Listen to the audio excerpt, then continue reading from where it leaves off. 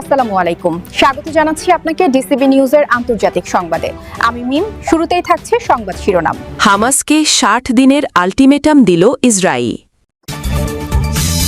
ইরানের ৩টি তেলবাহী ট্যাঙ্কার জব্দ করল ভারত। শপথ অনুষ্ঠানে যোগ দিতে ঢাকায় নেপালের পররাষ্ট্রমন্ত্রী। জেনেভায় ইরান যুক্তরাষ্ট্র পারমাণবিক আলোচনায় পরোক্ষভাবে যুক্ত থাকবেন ট্রাম্প। এতক্ষণ শুনছিলেন সংবাদ শিরোনাম, এবার বিস্তারিত। তবে আপনাদের কাছে ছোট্ট একটি অনুরোধ, এই ভিডিওটিতে একটি লাইক এবং কমেন্ট করে জানিয়ে দিন কোন জেলা থেকে বা কোথা থেকে আপনারা আমাদের এই ভিডিওটি দেখছেন এবং শুনছেন।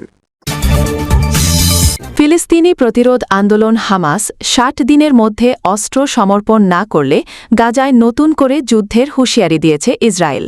স্থানীয় সময় সোমবার ১৬ ফেব্রুয়ারি ইসরায়েলের মন্ত্রিপরিষদ সচিব ইয়োসি ফুজ জেরুজালেমে এক সংবাদ সম্মেলনে এ হুঁশিয়ারি দেন। তেল আবিবের এই শীর্ষ কর্মকর্তারা বলছেন, হামাসকে ৬০ দিনের মধ্যে সব অস্ত্র এমনকি AK-47 সমর্পণ করতে হবে।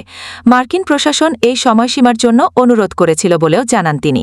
তারা আর এর ফল না হলে নতুন করে IDF সামরিক অভিযানে নামবে বলে হুমকি দিয়েছে নেতানিয়াহু প্রশাসন। ভারত এবং যুক্তরাষ্ট্রের সাম্প্রতিক উন্নতির প্রেক্ষাপটে আরব সাগরে বড় ধরনের এক অভিযানে ইরানের সঙ্গে সংশ্লিষ্ট ৩টি তেলবাহী ট্যাঙ্কার জাহাজ জব্দ করেছে ভারতীয় কর্তৃপক্ষ।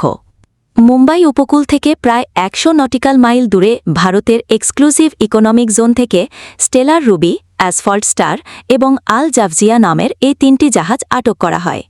ভারতীয় কোস্টগার্ড বাহিনীর প্রায় ৫৫টি জাহাজ এবং ১০-১২টি বিমান বর্তমানে সাগরে এই ধরনের অবৈধ লেনদেন রোধে দিনরাত ২৪ ঘণ্টা কড়া নজরদারি চালাচ্ছে।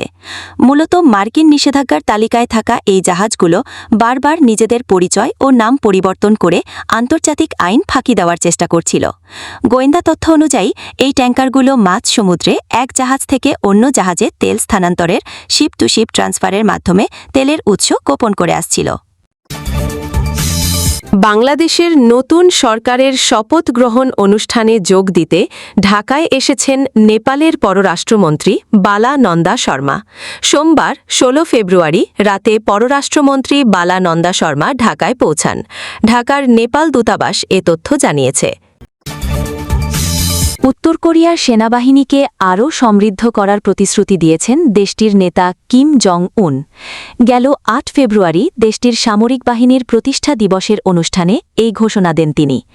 এছাড়াও চলতি মাসের শেষ দিকে এক সম্মেলনে আগামী ৫ বছরের অভ্যন্তরীণ ও পররাষ্ট্র নীতির রূপরেখা তুলে ধরবেন কিম। আসন্ন নির্বাচনকে ঘিরে নিজের প্রচারণা জোরদার করেছেন উত্তর কোরিয়ার নেতা কিম জং উন।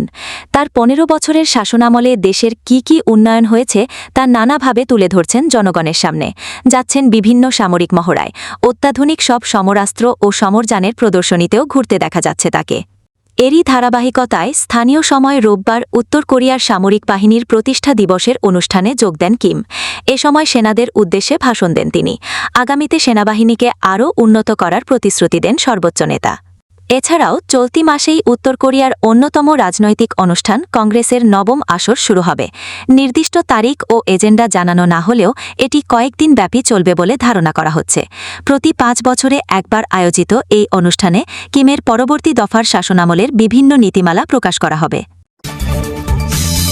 মার্কিন প্রেসিডেন্ট ডোনাল্ড ট্রাম্প জানিয়েছেন, সুইজারল্যান্ডের জেনেভায় ইরান ও ওয়াশিংটনের মধ্যে অনুষ্ঠিতব্য গুরুত্বপূর্ণ দ্বিতীয় দফার পারমাণবিক আলোচনায় তিনি পরোক্ষভাবে যুক্ত থাকবেন। এক প্রতিবেদনে মঙ্গলবার ১৭ ফেব্রুয়ারি এক প্রতিবেদনে এ তথ্য জানিয়েছে কাতার ভিত্তিক সংবাদ মাধ্যম আল জাজিরা। স্থানীয় সময় সোমবার ১৬ ফেব্রুয়ারি মার্কিন প্রেসিডেন্টের এই মন্তব্য এমন সময়ে সামনে এলো যখন ইরানের পররাষ্ট্রমন্ত্রী আব্বাস আরাগচ্চি যুক্তরাষ্ট্রের সঙ্গে পরোক্ষ আলোচনার প্রস্তুতিমূলক বৈঠকে অংশ নিতে সুইজারল্যান্ডে জেনেভাতে পৌঁছেছেন।